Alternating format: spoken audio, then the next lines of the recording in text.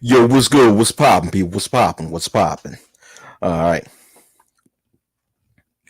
One of America's biggest problems is that we don't know how to properly solve problems, and this goes beyond the racial spectrum. Not only in Black America, it's talking about white America, Latino America, and what have you. America has a long history of not knowing how to properly solve its problems. And of course, I'm to the belief that America don't really want to solve its problems. America really want to capitalize off of its problems as much as possible. And I'll go through later what I mean by that. But we have a thing in America, right? In society in general, in which we believe that if there's a problem, the way to the best solution to that problem is to bring about more control and or more punishment instead of actually attacking the root of that problem and changing things from that direction. Like, for example, let's take the 1994 crime bill, in which at one point in time throughout the United States, where there was a high degree in crime, as a result of the crime wave of the 1980s and the crime wave of the 1990s throughout the United States, Congress felt that in order a solution to fight crime is to keep people in jail for longer periods of time. Thus, you have the quote unquote three strikes law, right? Where if a person commit three felonies, their third felony would have them go to prison for life. So it's like, okay. So people believe that putting people in prison for longer periods of time for committing a crime would be a good solution to reduce the crime wave, right? At least that was what was presented to society. But yet, the crime bill haven't done anything to confront the factors that cause people to commit crime in the first place. Thus, if you want to get rid of crime, or if you want to if people were serious in drastically reducing the crime rate, you would start at actually changing or figuring out what caused a lot of people to commit crime in the first place and bring about change from that level. But the crime bill never really confronted crime from that perspective.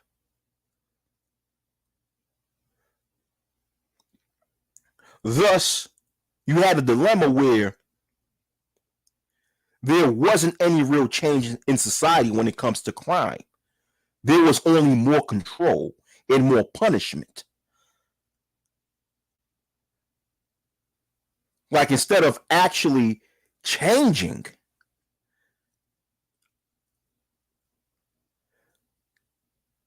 changing the environment that people are exposed to, that plays a factor in them committing criminal activity,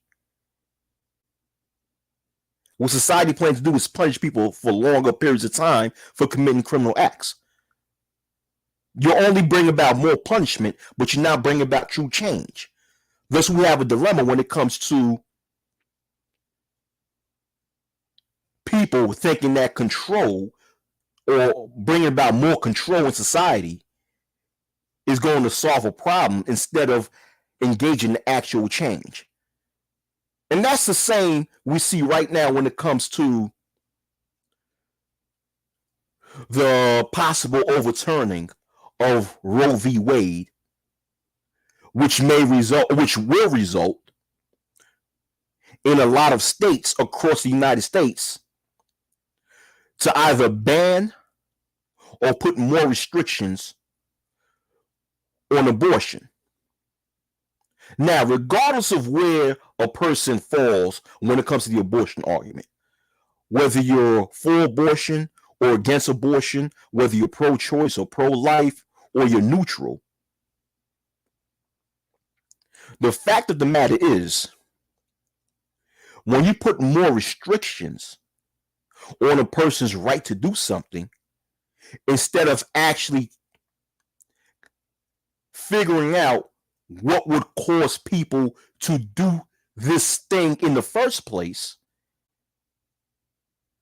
and then look to see if you want look to see what you could do to remove a person from feeling that as if they need to do something, then you're not engaging in true change. You're only engaging in control. Thus,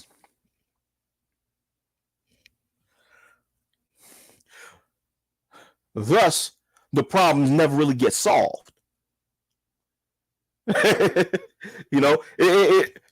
could also put when it comes to gun control, for example. Now, due to the recent mass shootings that happened in Texas and also in the state of New York, now you see people coming back or going back to the gun control conversation and bringing that on the table. People want to bring that in the table, and thinking that gun control or putting more restrictions on people's right to own firearms is actually going to solve the issue that we see in society when it comes to people committing these mass shootings. Instead of looking at what caused these individuals to actually commit such heinous crimes. Not that I'm making any excuses for these individuals, because at the end of the day, when you commit a crime like that, you deserve to be punished. But if we're talking about finding ways to reduce or eliminate mass shootings, we have to start off with what caused these different individuals to commit these acts in the first place. What is going on? What has gone, or what is going on inside the family dynamic of these individuals? What have these individuals experienced when they go out into the world, when they're in school, or they're out in public? What is it within the environment that these individuals have experienced to place them in a position in which they want to commit these acts?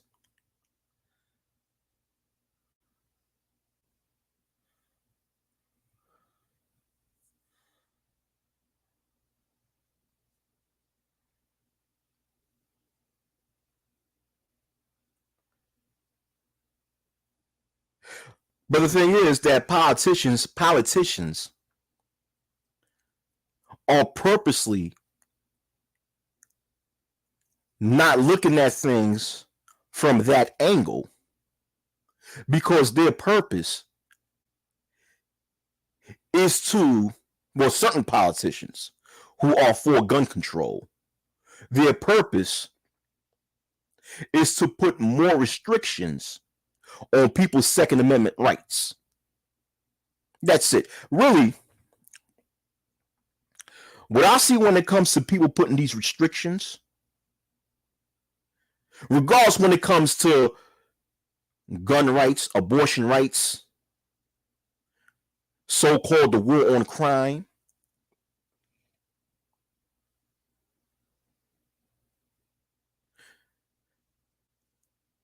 but at the same time, not putting any effort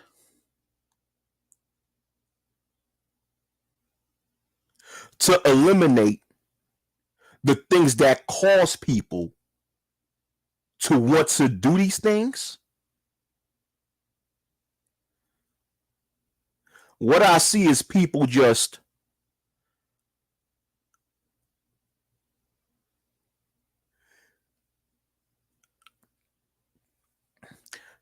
what that's going to result is just the state benefiting and making more and more money and capitalizing off of putting people in prison or in jail. Because that's what it does eventually. It puts more money in the prison system. When you create more restrictions within the laws, thus you create a situation where people face harsher punishments for doing certain things, but you don't remove what caused people to want to do these things in the first place. All you're doing is you're increasing the chances of people going away in prison, thus making more money for the so-called justice system. I mean, in the state of New York, I use this for example. In the state of New York, on average, a prisoner makes $1 million per year to the state of New York. So just imagine how many people are currently incarcerated in the state of New York. I don't know the numbers, but I'm sure it's pretty high. So each of these individuals who are incarcerated within the state of New York are making the state of New York at least $1 million per year. So this is big business. When you create a situation where you're putting more people in prison, where you create more restrictions and more restrictions instead of actual improvement, you're creating a way where you are capitalizing off of people being punished more and more. Like I said, it brings more money to the prison system. It brings more money to even other parts of the so-called justice system. The cops putting more restrictions and putting stricter stipulations mean that more people are in danger of going to prison, which means that cops will always have a job because that's more people that cops could potentially arrest. That's more people entering into the court system, which will result in lawyers always having a job, which will always result in the judges always having a job, which would also result in the DA or the district attorney, regardless if it's a local district attorney or a state district attorney or even a federal district attorney, always having a job.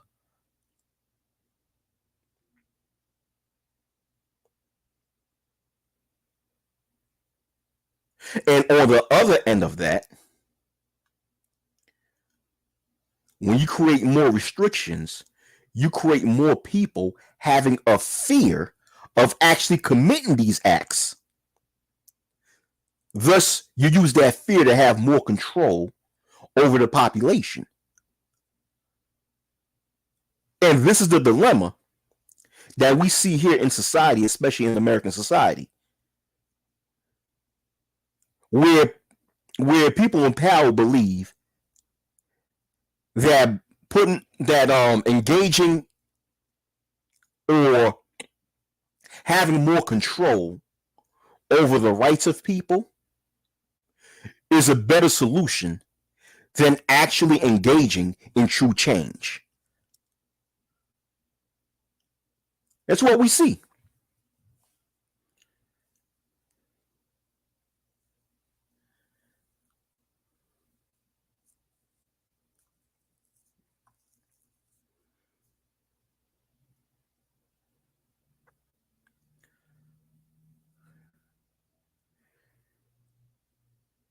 And what's even worse is that a lot of people within these spaces of YouTube have that same attitude,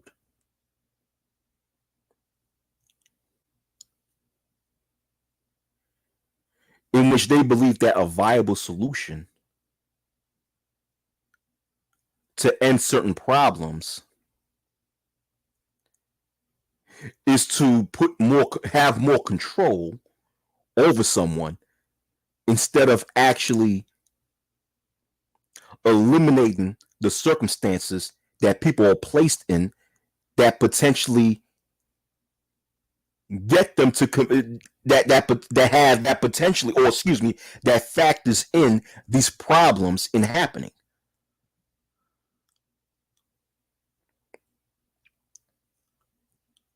Like one of the biggest things we have in the so-called black manosphere, right, is that you have a lot of these males who want to engage, or who they even speak about having more control over females. Every now and again, you hear different people, who speak in these panels in the so-called black manosphere, even the manosphere in general. They speak about removing women's rights. I even heard people speak about this bullshit in which females shouldn't have any control on who they choose to mate with. They shouldn't have any control over that. So if they don't have any control over who females should mate with, who's going to have that control? It's going to be somebody else, right? So it's this thing where you got people that want to control the entire female gender. I even heard people speak about how they firmly believe, or they try to convince females that they should be happy with being barefoot and pregnant. It's all this control thing. And to be fair, females have that mentality too when it comes to how they would like to operate with the opposite sex, which is why a lot of females engage in manipulation. Manipulation is a form of control.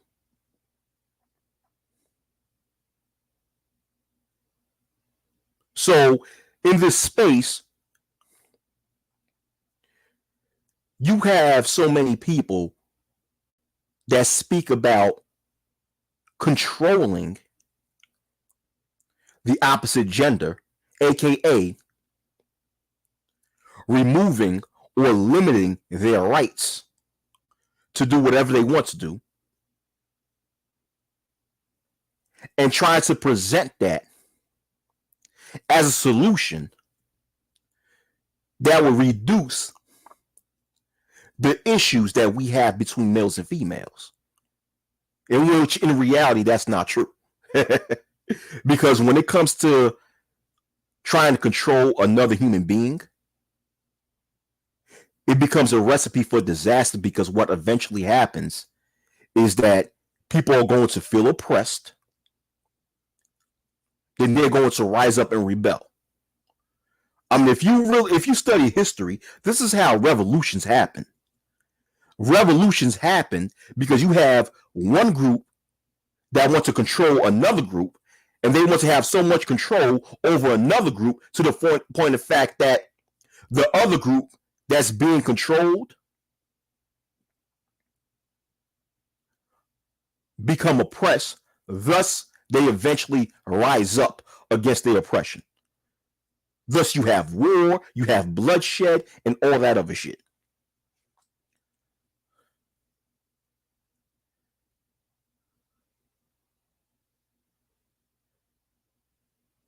But going back to this, males in the so-called black manosphere being obsessed with having this control over the female gender and utilize and try to utilize this so-called control as a viable solution to solve the gender issues between males and females.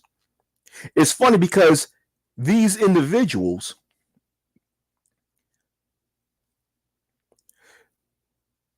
they rarely look at,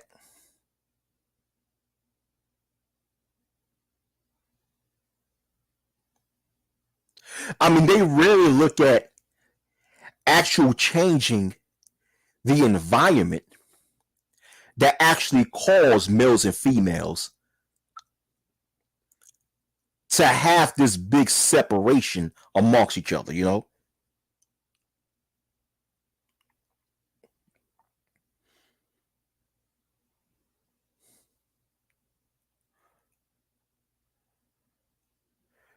It's like this is why these same males for the past few years was always relying on some sort of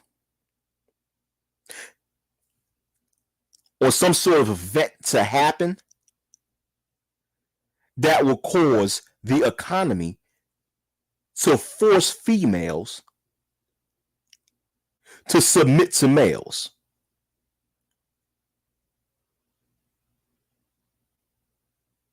There's this, for the past few years, you have males within this manosphere who were hoping for certain events to happen that would cause females to be economically destitute,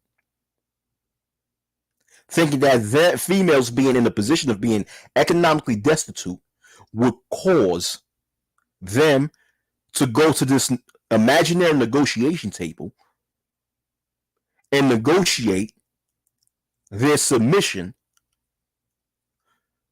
in exchange, their submission to males in exchange for males to give up their resources. In other words, for males to use their resources to have control over females who, according to them, would have no resources since they would be, in their eyes, economically destitute, right? For example, people in this space thought that the election of 2016, in which Donald Trump was elected as president, would cause him to remove government assistance, thus putting the so-called black females in a position to need resources from so-called black males, thus going to this imaginary negotiation table, right? I've been stated that was never going to happen, and I was right. It never happened. Now we fast forward the time clock to 2020.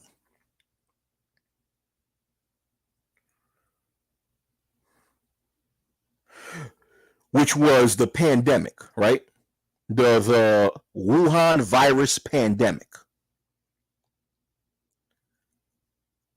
And since it was a supposedly new disease that made a lot of people sick, that killed people all across the world, it forced different countries from around the world to have a shutdown in which businesses was closed. A lot of businesses that was considered non-essential had to close down.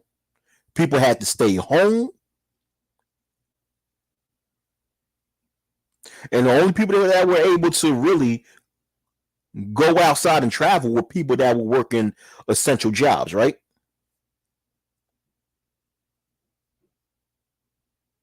And what that did is that put the U.S. economy and other economies in another recession. And as far as the United States is concerned, it put a lot of females out of the job. Because, statistically speaking, most females who are employed in the United States are employed in services that is considered non-essential. Thus, that affected more. That affected the employment of females more than males, right? And I'm saying that to point out that that situation resulted in a lot of males in this space hoping that this situation would put females in a position that they will be so desperate to the point that they'll agree to go to this imaginary negotiation table with males and negotiate, once again, their submission in exchange for males' resources. I stated that was never going to happen, and I was proven to be correct once again. As a matter of fact, when you look at a lot of the a lot of these stimulus packages that the government was giving out, a lot of it benefited females, especially single mothers. Where single mothers got how many extra thousands of dollars within their stimulus packages, aside from the extra amount of money they would get through unemployment if they had children. Come on now. So a lot of these females was not as economically destitute as a lot of males in this space would wish for.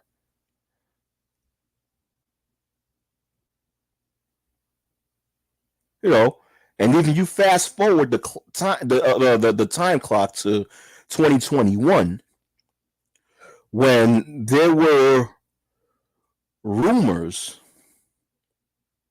of the website called OnlyFans potentially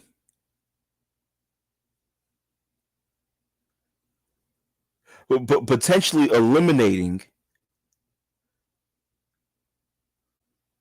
their adult content due to the fact that they were looking to borrow money or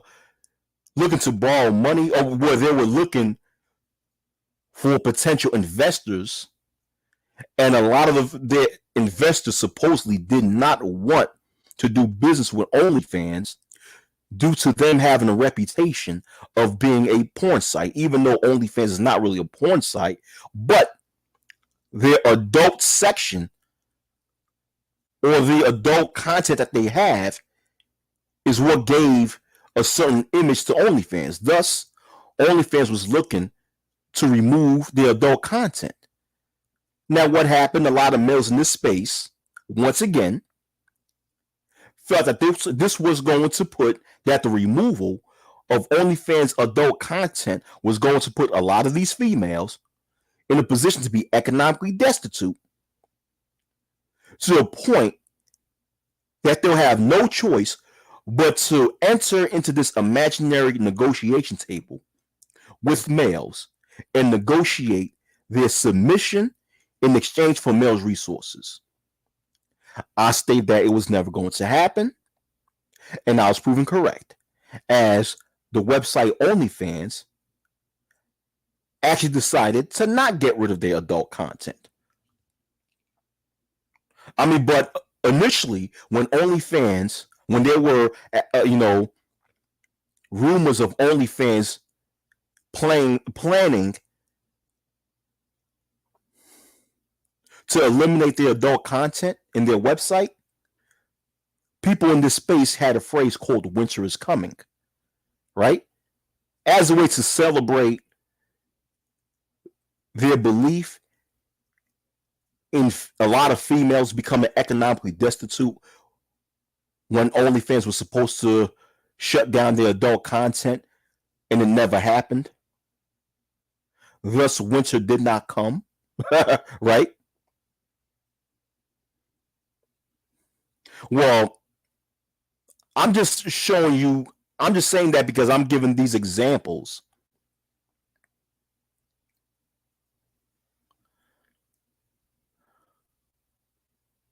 of how this so-called negotiation table that a lot of males in this space was wishing for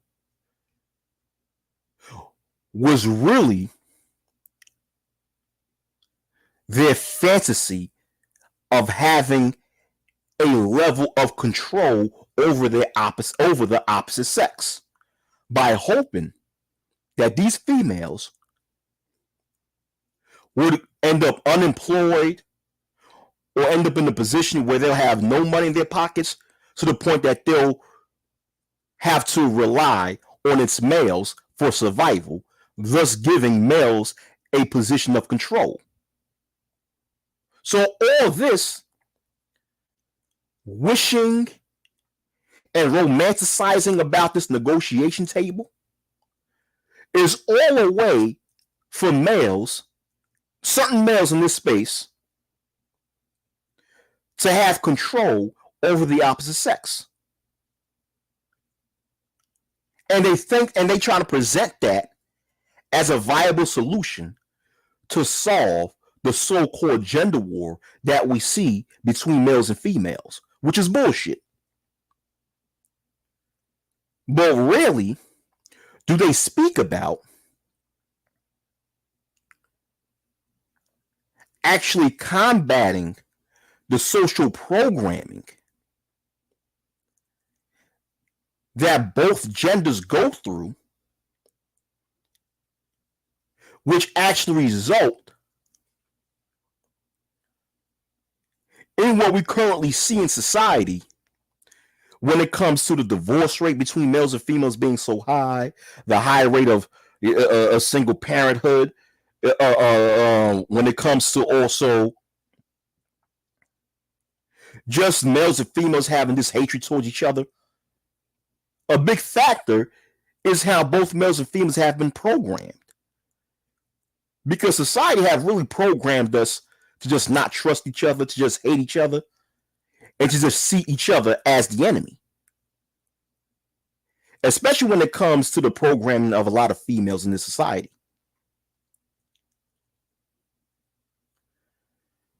And I keep pointing that out. In which, ever since, I'll say, the second wave of feminism within the I'll say ever since the third wave, or post-second wave feminism within the United States, you have mainstream media, even the public education system, and you even go down to just the immediate relatives that lives or that raise a lot of females, who have conditioned the females to believe to not trust the male gender, that the male gender are the oppressors, that the male gender is their enemy. And a lot of females in this society have even been programmed to believe, through the brainwashing of society, that they don't need a man for anything, and that they can survive without the male gender, period, which is why you have this concept of the independent woman, right? So all this are forms of programming that have been deeply embedded into the minds of a lot of females.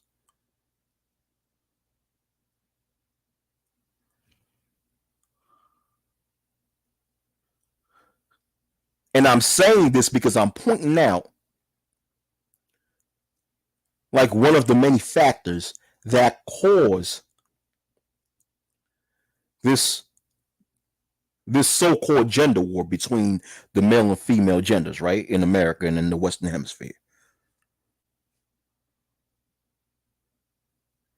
Do you think for one moment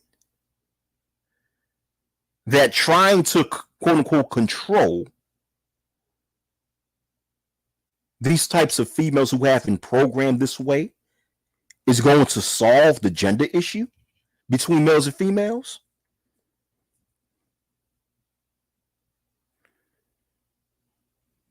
Or do you think that those of us who are conscious and in the know should put ourselves in a position of power to actually change the programming and to create an environment where people are no longer programmed to think this way? Thus, both genders can actually grow up in an environment where where they don't think so negative of each other. Thus would increase the trust that both genders have for each other. Thus will possibly increase in having future and better households between one another. But no, we think that the viable solution to solve this gender shit is to have more control over the opposite sex. And mind you, even though I spent the past how many minutes speaking about how males in this space have a desire to control the female gender, like I said before, the female gender also have this desire to control the male gender. So this is what I'm saying. We're in a dilemma here in society where we want to control someone else. Excuse me, we're in a dilemma where when we see a problem, we think that the way to counter this problem is to control somebody else instead of looking at what caused the root of this problem and remove the root of that problem.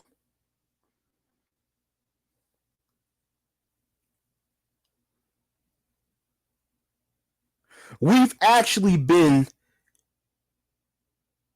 in a way, conditioned to become control freaks. I'm speaking about males and females in general.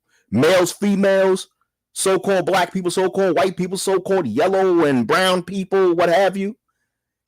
In Western society, we've actually been brainwashed to believe that we should be control freaks. Like I said, we've now been people where we want to be control freaks. Human beings in general.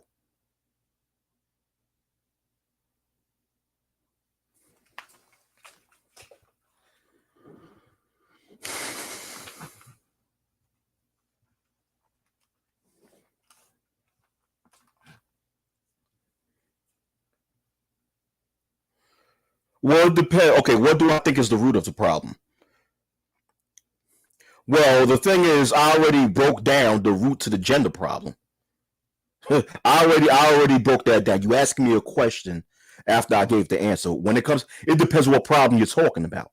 When you talk about the gender problem, I already gave one big solution.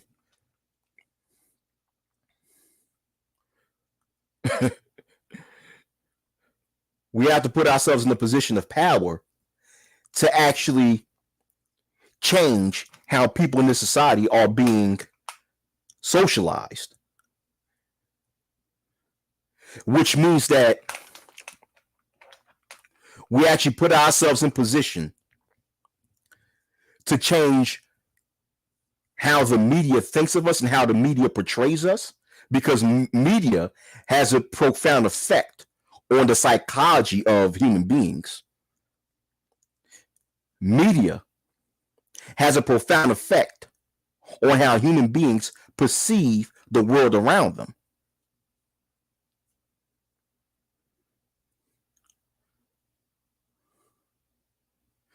We have to put ourselves in a position of power to change how the public education system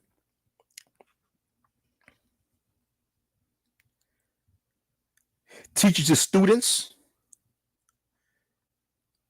Because even little by little, some of this programming are even given in places of public education to young boys and girls, right?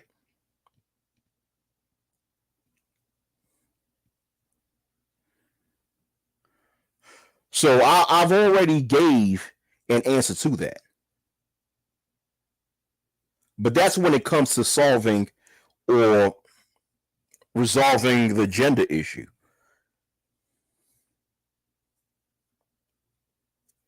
When it comes to resolving the issue of abortion, I already did a video called Understanding the Abortion Issue in the US, where I gave a solution and how to resolve that problem. The solution is not to control or not to put the solution. If you want a solution on reducing abortion, the solution is not to create all these abortion laws or abortion restrictions. The solution to drastically reduce abortion is to drastically reduce poverty. Because when you actually look at the abortion statistics, it's people who are poor that are more likely to have abortions. Females who are considered poor, okay? People who are females who are considered in making underneath the normal living wages, or people who are close to making underneath normal living wages, right? And not only that, females who are statistically speaking, single mothers are more likely to have abortions more than any groups of females in America. And that's across the racial spectrum.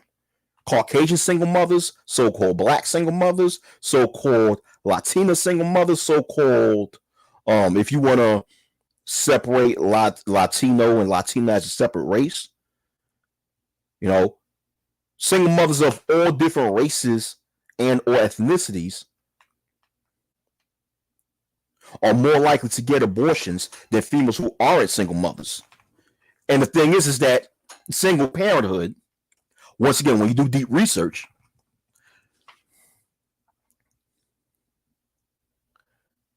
correlates with poverty, in which if you go down the economic ladder, you'll see a higher rate of single parent households. But if you go higher up in the economic ladder, you'll see less single parent households, right? And where you see less single parent households, you see less, if you step into a community where there are less single parent households, you see less abortions, right? But if you step into a community where, or the lack thereof, where there are more single parent households, you see more abortions, or you see a higher rate in abortions. Because once again, single mothers are more likely to have abortions than females who are either married mothers or who are not mothers at all. Why? Because single mothers, these single mothers that get abortions, are too poor to afford having another child in this world, because they already have a harder time raising the children that they already have. So a big solution to reduce the abortion issue is to reduce the rate of poverty.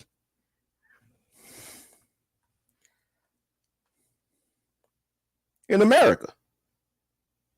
And when you actually reduce poverty, you actually killing multiple birds with one stone, because when you reduce poverty, you also reduce the crime rate, which is no coincidence why crime is closely correlated with poverty, where the higher the level of poverty, the higher the level of crime. The lower the level of poverty, the lower the level of crime. Why? Because poverty is a big factor in why people end up committing criminal acts. Because when people are poor, they're placed in a position where they feel that their only needs to survive is to commit criminal acts in order for they could feed themselves.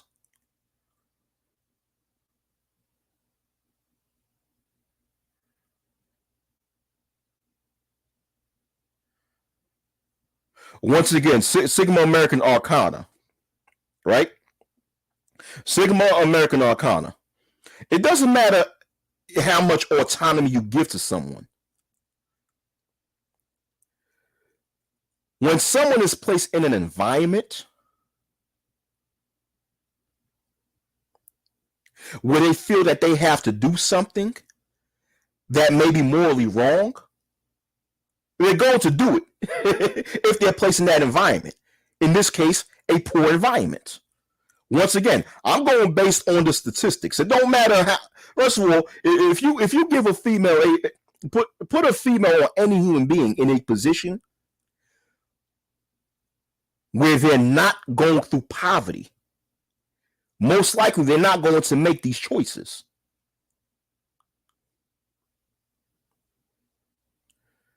I mean, you do know that if you look at the abortion statistics, married mothers are the least likely to get an abortion. You do know that, right? Now, I'm not saying that there's no such thing as married mothers getting an abortion. There are some, but but married females are the least likely to get an abortion. And not only married females, but married females who are not living under poverty. Married females who are not living underneath the poverty level, or who are not living close to the poverty level, are less likely to commit abortions.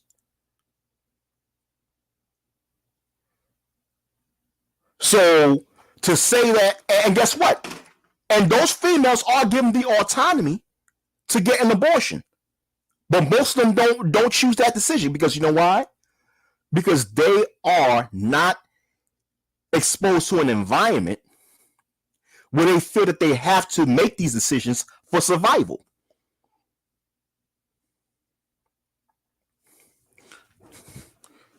So to sit there and say, when females are allowed rights and autonomy, you know what I'm saying? No. When you put people in a position of poverty, then you're going to have people that's going to make these bad choices.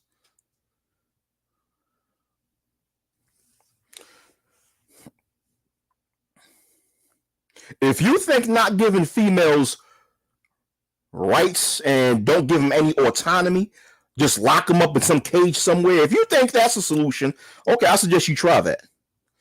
See where it gets you.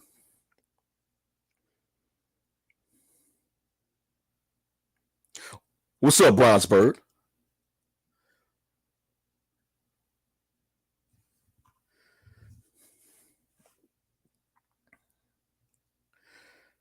Okay, where's your statistics on that?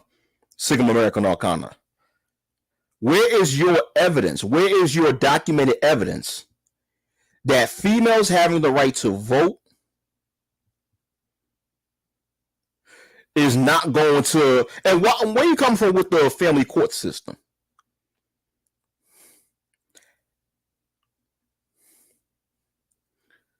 Where's your proof behind that? Where's your proof?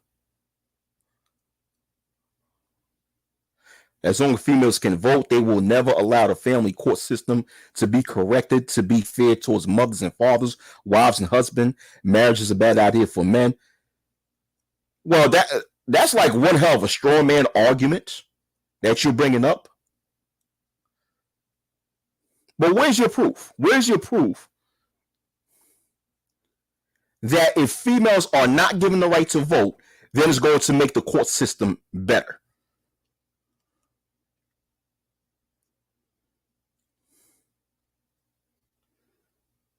I mean, we talking about not giving females the right to vote, yet very little of us within these manosphere spaces, especially the so-called black manosphere, get involved into the political system to change these things. Most of us males don't even get involved in the political system to trying to change these things.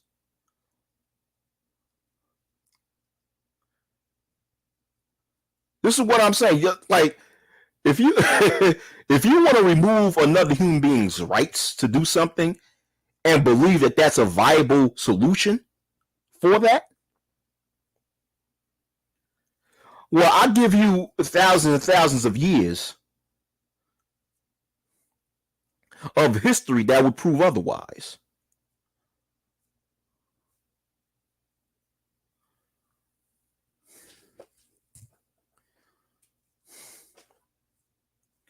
This whole thing with don't give females the right to vote, don't give females the right to be educated. I'm not saying you saying that, Sigma American Arcana. You didn't say that, but I'm just putting it out there because I've heard people in general say that. I mean, once again,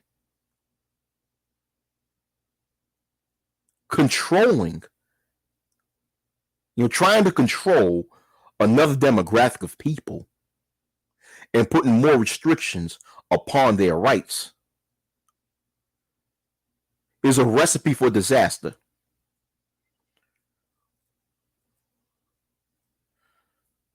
No, instead of bringing up the videos, Sigma American Arcana, bring up the actual documentation. Bring up the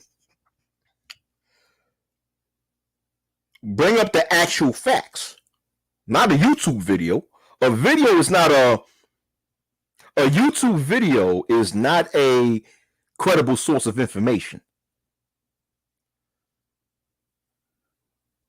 Do you have any empirical data? Do you have any his, historical data? Do you have primary sources? A YouTube video is not a primary source of information. Where are your primary sources to prove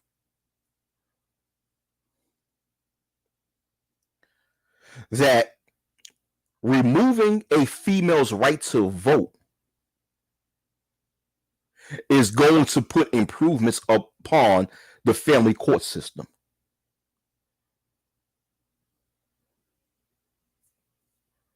Not a YouTube video. Primary sources of data.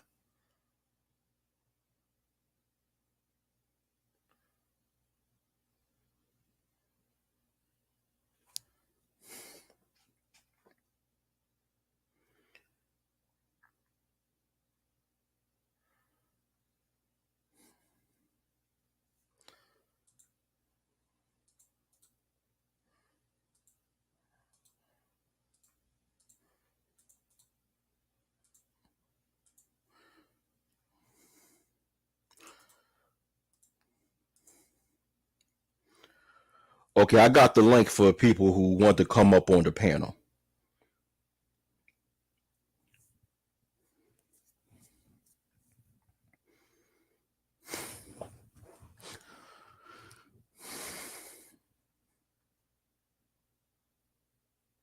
If anyone want to come up on the panel,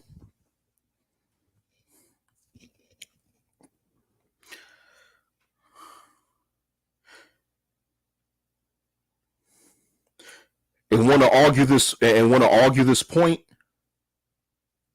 but come up on the panel and provide facts.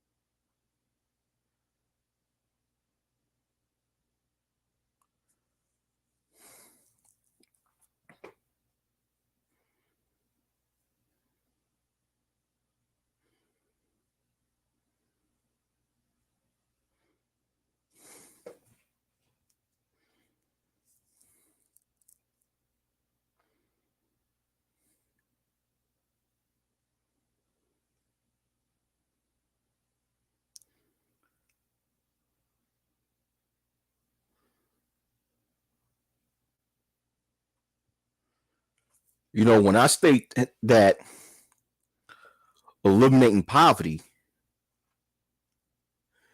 would eliminate or at least drastically reduce the abortion rate in America,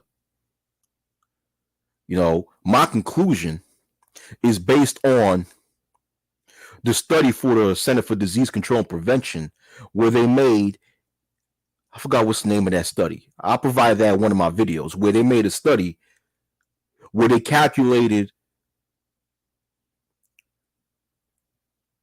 the abortion rate of 47 different states in the United States, right? Of different females from all different, races and ethnicities, and even from different economic classes. And it concludes that single mothers who are living underneath the poverty level are more likely to have abortions than any other groups of females in America.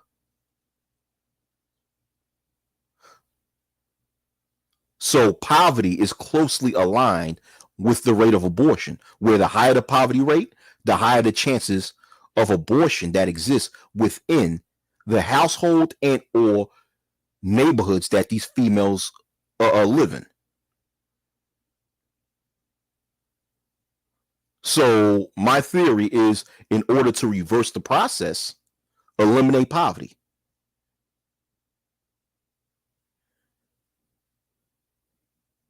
And you then drastically reduce the abortion rate. So creating all of these, for these different states across the United States, to create these abortion restrictions and abortion bans is just a waste of time. Because if you still have poverty within these areas, while putting more restrictions on abortions, you're really creating a much more catastrophic problem. Now, once again, regardless if you are pro-choice or pro-life or pro-abortion or you're neutral, my thing is that putting more restrictions on abortion rights is not really solving the abortion problem. Because when you put these, when you have these different states that put these abortion bans or abortion restrictions, but have not done things to improve the poverty rate within these different states, then what you're going to do is create an environment where there's going to be more people stuck on a welfare system than ever. Or not only that, you're going to have more people born in these places if they have not traveled out of state to get an abortion out of state, which other states and different corporations plan to cover. Thus, these poor people won't have to pay out of pocket in order to get an abortion from another state. But if they decide to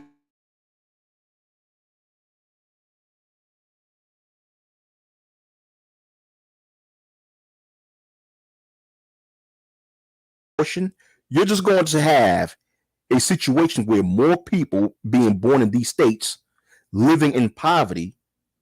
Thus, you're going to have more people that'll be in danger of becoming the future criminals of society. Because not only is poverty closely linked to high abortion, but poverty is closely linked to high crime.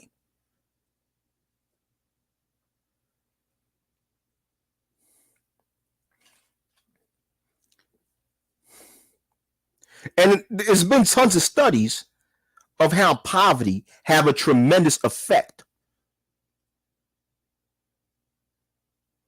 on crime, or is closely linked to crime. So if you want to get rid of the crime issue, You have to change the environment or remove the environment or remove the factor that have been proven to cause people to be involved in the life of crime, which is poverty. If you want to really change the high abortion rate in America, well, you have to remove the environmental factor that places a lot of these females to want to get an abortion anyway. And what is that factor? Poverty. See, but we don't want to talk about changing the environment as a viable solution to get rid of certain problems that we have in society. No, we don't want to do that. What we want to do is put more restrictions and have more control over different demographics of people, thinking that's going to solve something. That's not.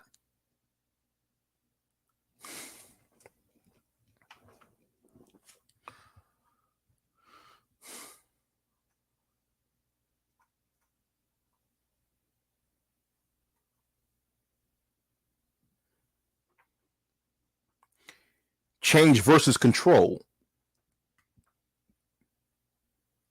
Society's dilemma. We're stuck in this big dilemma where we think that solving problems mean that we have to have more control over the lives of human beings.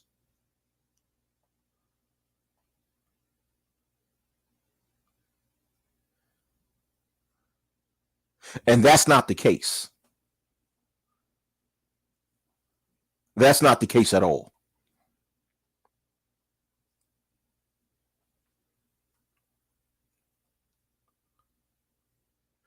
All right, man, but I'm done. I'm done with this. So y'all have a very good day. I see that nobody wants to come up on the panel. No one wants to come up on the panel. That's fine. I guess because I'm not grifting and I'm not crying over females. I guess because I'm not saying, you see how bad these females are? Oh, damn, fuck these hoes. Fuck these bitches. Man, fuck these hoes, nigga. Shit. Damn, my baby mom just done raise my child support. Fuck these damn hoes. Shit. Damn.